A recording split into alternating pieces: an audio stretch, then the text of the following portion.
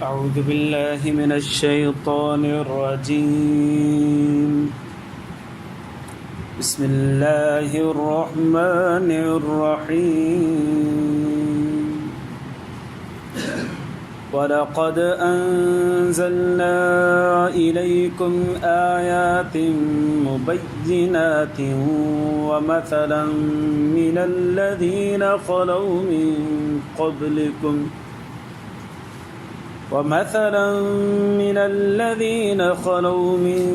قبلكم وموعظة للمتقين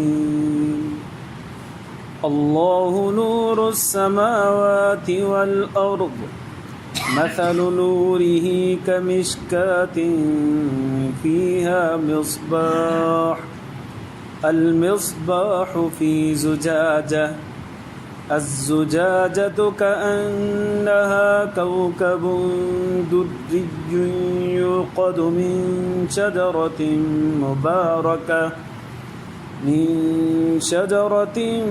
مباركة زيتونة لا شرقية ولا غربية يكاد زيتها يضيء ولو لم تمسسه نور على نور يهدي الله لنوره من يشاء ويضرب الله الأمثال للناس والله بكل شيء عليم. درود شريف. اللهم صل على سيدنا محمد وعلى آل سيدنا رب زدني علما.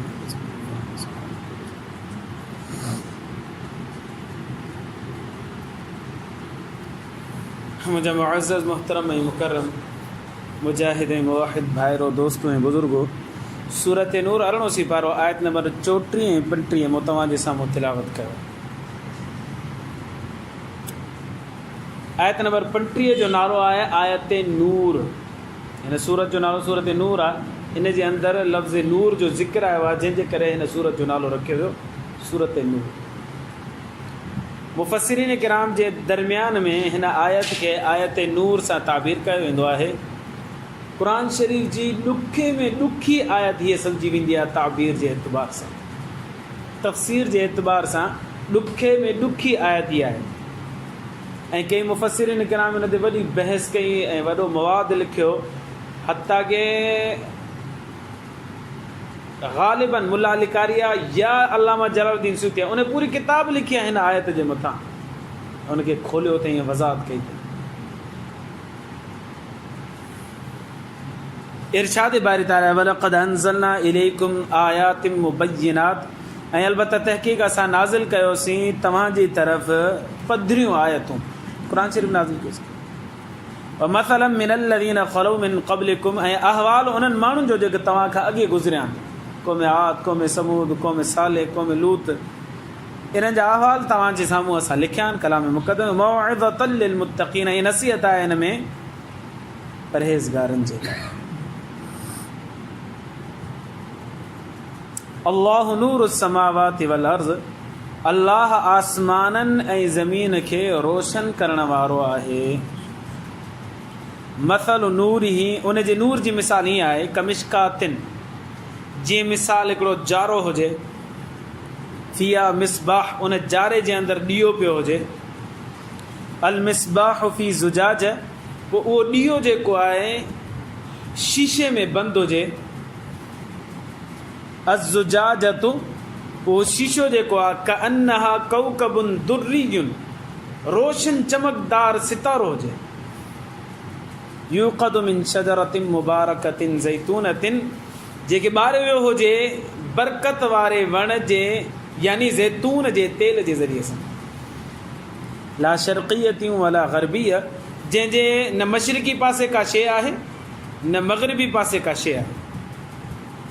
यकादु ज़ैतुहा युज़ीउ वेझो आहे जो उहो ज़ैतून जो तेल पाण ॿरी वञे. वलौ लम तमससहु नार अगरचे हुनखे बाहि न लॻे. जेकॾहिं लॻी वञे त नूरुन अला नूर नूर ई नूर आहे, रोशनी रोशनी, रोशनी मथां रोशनी। यहदिल्लाहु लिनूरिही मन यशा, हिदायत ॾींदो आहे अल्लाह तबारक व तआला पंहिंजे नूर जी उनखे जेके चाहींदो आहे। वयदरिबुल्लाहु अल-अम्साल लिन्नास, बयानु करे थो अल्लाह साईं मिसालूं माण्हुनि जे लाइ। वल्लाहु बिकुल्लि शैइन अलीम, ऐं अल्लाह खे हर शइ जो इल्मु आहे। इहो थियो तर्जुमो। इन आयत खे अल्लाह तबारक व तआला इंसानी क़ल्ब सां ताबीर ॾिनी आहे, मिसाल ॾिनी आहे। त मिसाल सां ॻाल्हि जल्दी सम्झ में ईंदी आहे। अल्लाह तबारक व तआला फरमायो त जेके माण्हू मूंखे छॾे ग़ैरुल्लाह खे सॾनि था न, उन्हनि जी मिसाल ईअं आहे, उहे एॾा कमज़ोर आहिनि जो मख अची कुझु उन्हनि खां खसे वञे न त मख पैदा कोन था करे सघनि, पर मख कुझु खसे वञे त वापसि वराए बि नथा सघनि। की अल्लाह से मिसाल थो ॾिए त मां एॾो क़ादिर आहियां, सभु कुझु करे सघां थो, तव्हां मूंखे छॾे जंहिंखां मदद जे लाइ पुकारियो था न, उहे एॾा कमज़ोर आहिनि जो मख जी खसियल शइ बि वराए नथा सघनि। ऐं ॿिए हंधि अल्लाह से फरमायो, उहा त अजीब मिसाल आहे। अल्लाह से फरमायो जेकॾहिं हिकिड़ो माण्हू पाणी जे मथां अचे ऐं पाणी खे चए पाणी हलिया मुंहिंजे वात में, हलिया मुंहिंजे वात में, हलिया हलिया, न उन में कोप थो विझे, न गिलास थो विझे, न हथ सां बुक भरे थो, पाणी खे चए थो हलिया मुंहिंजे वात में, हलिया, पाणी ईंदो? माना न ईंदो। अल्लाह साईं फरमाए थो त जीअं मूंखे छॾे तव्हां कंहिं ॿिए ग़ैरुल्लाह खे छॾियो था न, त उनजी मिसाल ईअं आहे जीअं इन माण्हू जी जेको पाणीअ मथां बीठो आहे, हलिया पाणी मुंहिंजे वात में, हलिया मुंहिंजे पाणी, न हिन जे वात में पाणी ईंदो, न ग़ैरुल्लाह तव्हांजी मदद जे लाइ ईंदो। हीअ मिसाल अल्लाह साईं ॾिए थो सम्झाइण जे लाइ त इंसान तौहीद परस्त थी वञे। हिते अल्लाह तबारक व तआला नूर जी मिसाल ॾिनी आहे इंसानी क़ल्ब सां। मूंखे यादि आहे असांजे ॻोठ शिकारपुर में घरु हूंदो, पोइ बिजली कोन हुई असांजे, विच में हिकिड़ो सुतून हुयो, उमूद हुयो, पिलर हुयो, उन पिलर में हिकिड़ो वॾो खानो ठहियलु हो जंहिंखे जार चवंदा हुआसीं असां, जारो। उन में लालटेन रखंदा हुआसीं। मुंहिंजे आयत मूं पढ़ी त मूंखे यादि अची, अरबी में हिनखे चइबो आहे मिशकात। जंहिं जारे जे अंदरि लालटेन या ॾीओ रखियो थो वञे, उनखे अरबी में चइबो आहे मिशकात। हाणे अल्लाह तबारक व तआला फरमाए थो इहो जारो जेको आहे, इन जारे में ॾीओ रखूं था पिया, ॾीओ ख़ाली ॾीओ न आहे, बल्कि उन जे इर्द गिर्द में शीशो बि चढ़ियल आहे, शीशे में आहे। हाणे उन जे अंदरि ज़ैतून जो तेल बि रखूं था। हाणे जॾहिं उनखे बाहि ॾिबी न, त ज़ैतून जो तेल साफ़ शफ़ाफ़ हूंदो आहे, ऐं जीअं उनखे तव्हां ॾिसंदो नी तव्हां चवंदो ॼाण रोशन थियो, पाणी ॿरंदो, पाणी अहिड़ो उनजे अंदरि सफ़ाई हूंदी आहे, रोशनी हूंदी आहे। हाणे जेकॾहिं बाहि ॾिबी न त बाहि पाण रोशनी ऐं ज़ैतून जो तेल बि रोशनी, उहो पाण में मिली वञे थो न, अञा वधीक रोशनी थिए थी, पोइ इलाइक़े खे रोशन करे छॾे थो। इहा ॻाल्हि सम्झ में अची। हाणे अल्लाह साईं फरमाए इंसान जो जेको सीनो आहे न, इहो मिसाल हुन जारे वारो आहे, उहो हीअं सम्झे जारो आहे। इन जारे जे अंदरि जेको ॾीओ आहे न, उहो ॾीओ जेको आहे इंसान जो दिलि आहे। इन दिलि खे जेको ज़ैतून जो तेल मिले थो पियो, उहो आहे वही जो इल्मु, अल्लाह तबारक व तआला जो इल्मु। हाणे उन वही वारे इल्म खे जेॾी महिल रोशनी मिले थी न, माना इंसान उनखे हासिल करे थो ऐं उन ते अमल में आणे थो न, त जीअं ॾीओ रोशन थिए थो ऐं इर्द गिर्द रोशन थी थो वञे, तीअं माण्हू पंहिंजे अमल में नेकी आणींदो न, त पाण त रोशन थींदो, पर इर्द गिर्द खे बि रोशन करे छॾींदो। इहा मिसाल अल्लाह तबारक व तआला ॾिनी आहे इंसानी क़ल्ब सां। साईं सवाल पैदा थींदो, इंसानी क़ल्ब कहिड़ो रोशन थिए थो? हिकिड़ो क़ल्ब उहो आहे जेको तस्लीम करे थो, हिकिड़ो क़ल्ब आहे जेको तस्लीम ई कोन थो करे। माना मुराद पोइ हिन मां उहे सिर्फ़ु मुस्लमान थींदा मुराद? जवाब इहो त न। जेको ॿारु ॼमे थो, अल्लाह तबारक व तआला फितरत नूर हिदायत हुनखे ॾिए थो, दिलि में रोशनी हुनजे सीने में मौजूदु आहे। नबी सल्लल्लाहु अलैहि वसल्लम ने इरशाद फरमायो त कुल्लु मौलूदी यूलदु अला फितरतिल इस्लाम, जेको ॿारु पैदा थो थिए न, उहो इस्लाम जी फितरत ते पैदा थिए थो। पोइ हुनजा वालिदैन हुनखे यहूदी करे छॾनि, नसरानी करे छॾनि, हुनखे राह रास्ता बिगाड़े छॾींदा पिया, पर पैदा थियो आहे न, सम्झो इस्लाम ते पैदा थियो आहे। इस्लामी ज़हन खणी, इस्लामी हिदायत खणी उहो पैदा थियो आहे, पर हाणे हुनजा वालिदैन हुनजी ज़हन खे हेॾे होॾे करे छॾनि था पिया। त हर इंसान जे दिलि जे अंदरि उहा नूरानियत जेका आहे न मौजूदु आहे, पर केरु हिन नूरानियत खे वही जे इल्म सां रोशन करे थो ऐं पाण बि रोशन थिए थो या इर्द गिर्द खे बि रोशन करे छॾे थो। ऐं के माण्हू आहिनि जेके उन ई हिदायत खे गुनाहनि जे करे या तस्लीम न करण जे करे या नूर हिदायत खे ठुकराइण जे करे उन दिलि खे बेनूर करे छॾे थो ऐं ऊंधा करे छॾे थो। अलियाज़ बिल्लाह ताला। त हितां मिसाल अलाह तबारक व ताला ॾिनी त ईमान वारे जो नूर दिलि जेको आहे न उनजे अंदरि नूर हिदायत मौजूदु हूंदी आहे। बसि सिर्फ़ु इल्मु खपे वही जो। जीअं इल्मु आयो अमल में ॻाल्हि आई रोशनी थी वई। जीअं हाणे ताक़चे में अंदरि जार जे अंदरि ज़ैतून तेल बि पियो आहे, ॾीओ बि पियो आहे, उनजे इर्द गिर्द में शीशो पियो आहे। हाणे सिर्फ़ु रोशनी तेल तीली हणण जी देरि आहे, तीली लॻंदी रोशनी फैलिजी वेंदी। ईअं ई मोमिन जो क़ल्ब बि आहे, उनजे अंदरि नूर हिदायत मौजूदु आहे। बसि हाणे इल्म जी ही तीली ईअं लॻे, जीअं इल्मु हासिलु थिए अमल में अचे त रोशनी चारो तरफ़ थी।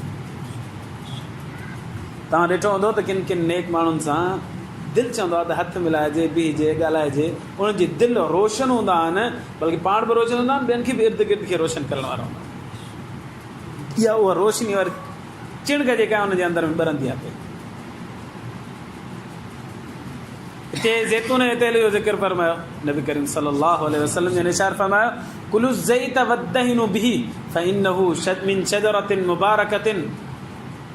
ज़ैतून जो तेल खाओ बि सही, लॻायो बि सही, छो करे बरकत वारे वण मां हासिल कयो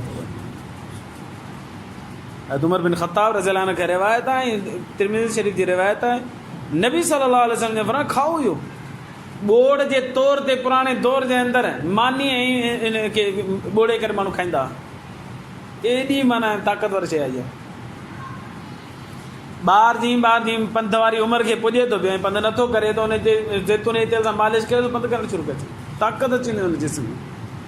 हर उमिरि जो माण्हू पंहिंजे जिस्म ते ज़ैतून जे तेल सां मालिश करे अलाह सां हुनखे बरकतूं अता फरमाईंदो। नबी साईं फरमाया बरकत आहे त बसि जाम सुठी। हिते क़ुर में लिखियो पिया मिन शजरतिन मुबारकतिन, बरकत वारो अलाह साईं पाण फरमाए थो हुनखे। अलाह करे सचो मिले, छो करे असांजे माशाअल्लाह माशाअल्लाह असांजे पंहिंजो हर शइ में मिलावट मौजूदु आहे। अॼुकल्ह असां हिकिड़ो कमु शुरू कयोसीं त इहा जेका आहे हल्दी इहा साबुत वठी करे घर में साबुत वठी करे उनखे कुटे करे इस्तेमालु कयोसीं। उनजो ज़ाइक़ो ई अजीब ऐं ज़बरदस्त शइ। ऐं जेका मार्केट मां वठी पिया अचूं न जहिड़ो भोरो अलाए छा आहे, जहिड़ो मिटी, पोइ ख़बर पई पाण हिन में अलाए छा था मिलाइनि, गंद किचिरो। इन करे हल्दी वठो त पंहिंजी साबुत सुबुत वठो, उनखे कुटियो घर में इस्तेमालु कयो, ज़बरदस्त शइ। या जेके आहिनि सावा धाणा वठो, धाणा मिर्च वठो, उन्हनि खे सुकायो, 2-3 ॾींहं 5 ॾींहं 8 ॾींहं सुकाए करे उनखे ग्राइंड में पीसे करे इहे इस्तेमालु कयो, ॾिसो केॾा तेज़ था थियनि। ऐं जेके मार्केट मां वठो वरी उनजो तव्हां हाल ॾिसो, अलाए छा था मिलाइनि। त अलाह करे इहे जेको तेल आहे साफ़ सफ़ा मिली वञे त बरकतनि भर तेल आहे। हिते लफ़्ज़ इस्तेमालु थियल आहे ला शर्क़ियतियूं अला ग़रबियत। ज़ैतून जे वण खे मशरिकी जानिब बि का आड़ कोन्हे, मग़रिबी जानिब बि का आड़ कोन्हे। छा मतिलबु त सिज जीअं उभरंदो न त उनजे मथां सिज जी रोशनी पवंदी। सिज जी रोशनी ज़ैतून जे तेल जे लाइ ताक़तवर शइ आहे। उनजे अंदरि ग़िज़ायत अञा वधीक ईंदी, ताक़त अञा वधीक ईंदी। हाणे अलाह साईं फरमाए थो ही उहो ज़ैतून जो वण जंहिंखे मशरिकी जानिब बि का आड़ कोन्हे, मतिलबु ॿियो को वण हुजेसि ऐं सिज जी रोशनी उथंदे हिन ते न पए, ईअं बि कोन्हे। बल्कि मग़रिबी जानिब जंहिं सिज लहे थो त उतां बि का आड़ हुजेसि ऐं हिन ते रोशनी न पए, ईअं बि कोन्हे। बल्कि विच मैदान ते ज़ैतून जो तेल पियो आहे, उनखे जॾहिं उभरियो ऐं लहियो, हर वक़्तु जेसि ताईं 12 कलाक 13 कलाक सिज बीठो आहे, ओॾी महिल ताईं हिनखे रोशनी मिले थी। माना ताक़तवर तरीन ज़ैतून जो तेल आहे। ऐं जॾहिं पुराणे दौर में माण्हू ॾीए में साड़ींदा हुआ न, तव्हां ॿियो तेल वठो, कासलेट जो तेल वठो, धूओ करे सॼो घर कारो करे छॾींदो। ज़ैतून जे तेल में ईअं आहे कोन, उहो घर कारो कोन थींदो।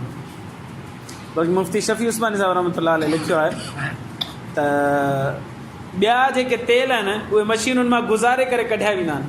ज़ैतून जो तेल मशीन मां गुज़ारण जी ज़रूरत कोन पवंदी, हुन मां ऑटोमेटिकली निकिरंदो। हाणे कीअं थो निकिरे अल्लाह आलम इहा ख़बर न आहे, पर मुफ़्ती शफ़ी उस्मानी रहमतुल्लाह अलैह लिखियो आहे त हुन मां पंहिंजे लेखे निकिरंदो आहे। पर ज़ैतून पाण वारा ई न लाड़काणे वारा, पर ज़ैतून जेके मिस्र में फ़लस्तीन में थियनि था पिया, उहे एतिरा नंढड़ा ज़ैतून थियनि था। सुपर मार्केट वञो, मैक्स बचत ते हुनखे चओ ज़ैतून ॾियो, त ज़ैतून तव्हांखे हिते मिली वेंदा। उहो जार में बंदि हूंदा, नंढड़ा नंढड़ा ज़ैतून हूंदा। उहो खाओ त बि सुठी ॻाल्हि आहे, जे ज़ैतून जो तेल साफ़ सुफ़ा मिली थो वञे उहो बि सुठी ॻाल्हि आहे। अलाह साईं फरमाए थो जॾहिं ज़ैतून जो तेल पाण शफ़ाफ़ साफ़ चमकदार वरी बाहि हुनखे लॻंदी न त नूर नाला नूर थींदो, ॿ रोशनियूं पाण में चमकी करे भड़किजियूं वञनि। इंसान जे दिलि में नूर हिदायत मौजूदु आहे। हाणे वही इलाही वारो इल्मु इहो ॿई ही तीली हणी करे जीअं दिलि में लॻो ऐं ज़िंदगी में आयो, अमल में आयो, त जिते हू रोशनी करे थो इर्द गिर्द रोशन थी थो वञे, तीअं हीउ बि दिलि बि नूरानियत वठंदो ऐं रोशनी कंदो, पोइ इंसानु पाण बि रोशन थी वेंदो ऐं इर्द गिर्द खे बि रोशन करे छॾींदो। अलाह से अलाह से बयानु करे थो मिसालूं माण्हुनि जे लाइ, तव्हां त सम्झनि। वल्लाहु बिकुल्लि शैइन अलीम, अलाह खे हर शइ जो इल्मु आहे, हुनखे ख़बर आहे त किथे मूंखे मिसाल बयानु करणी आहे, किथे न करणी, किथे खोले करणी आहे, किथे इशारतन करणी आहे। अलाह तबारक व तआला खे हर शइ जो इल्मु अलाह कंदो आहे। अलाह ईमान जी ज़िंदगी ईमान ते मोर नसीब फरमाए। आख़िर दावाना अल्हम्दुलिल्लाह।